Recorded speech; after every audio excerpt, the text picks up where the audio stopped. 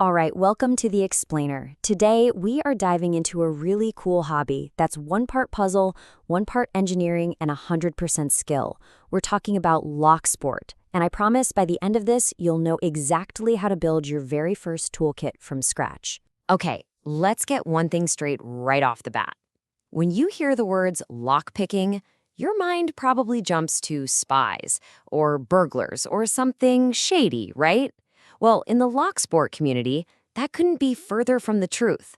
This is absolutely not about breaking in. So what is it about? It's about solving a puzzle, a physical, mechanical puzzle. Think of it just like a Rubik's Cube or a really tough Sudoku. It's a challenge for your brain and your hands. And believe me, there's nothing quite like the click when it finally opens. But for anyone new, the biggest question is always, where do I even begin? What tools do I need? What should I avoid? It can feel a bit overwhelming. Well, that's exactly what we're going to break down. But before we get into the cool gadgets, we got to talk about the rules. This right here is the golden rule. It is the absolute #1 most important non-negotiable rule of lock sport. You only pick locks you own, period. Or locks you have explicit, direct permission to pick. This is what keeps the hobby fun, ethical, and, legal. So how is it even possible to open a complex lock without the key? It almost seems like magic, but it's not.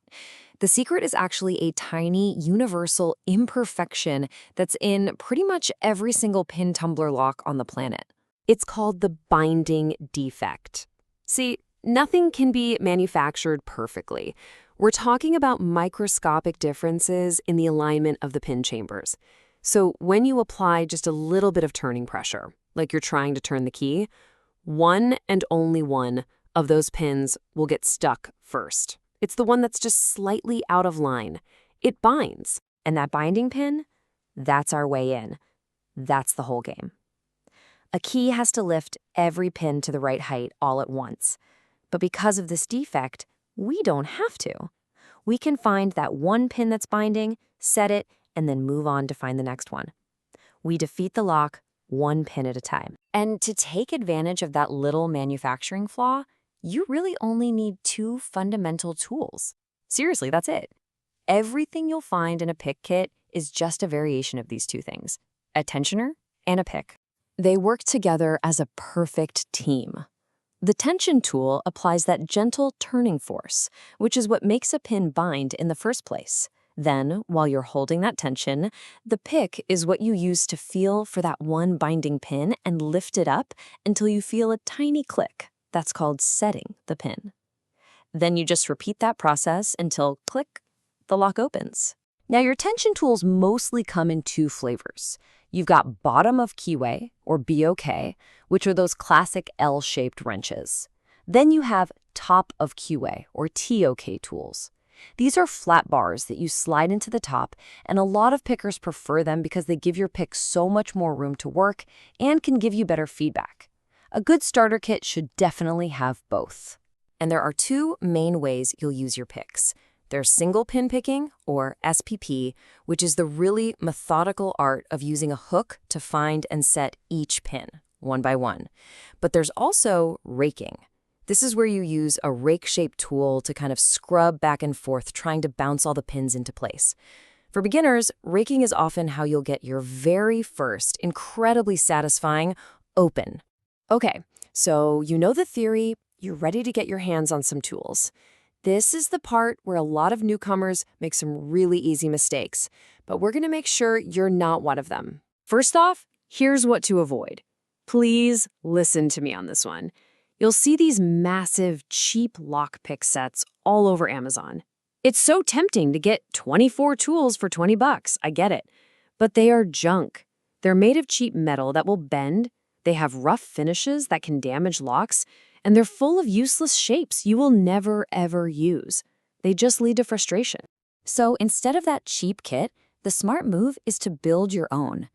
This here is a perfect example of a shopping list that the community recommends. You get a few high-quality hooks, a good all-purpose rake, and a proper set of tensioners from trusted brands. It's everything you actually need and none of the junk. So, a great set of tools is on the way. Awesome. But A toolkit is pretty useless without something to practice on, right? And remember the golden rule? So let's figure out how to build up your practice collection. The best way to learn is to follow a progression. You want to start with a clear practice lock, so you can literally see how the pins move.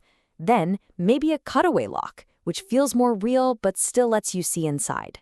From there, you're ready for a real-world challenge, like the classic Master Lock number 3.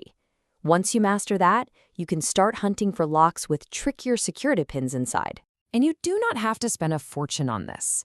Yeah, you can go to the hardware store, but just ask around. I guarantee your friends and family have old padlocks sitting in a junk drawer that they lost the keys to years ago. Also, check out the free section on Craigslist, or look for lock lots on eBay. You can build a great collection for next to nothing. You know, one of the absolute best things about Locksport is that you are not on this journey alone. There is a huge, incredibly supportive, and super helpful community out there just waiting to welcome you.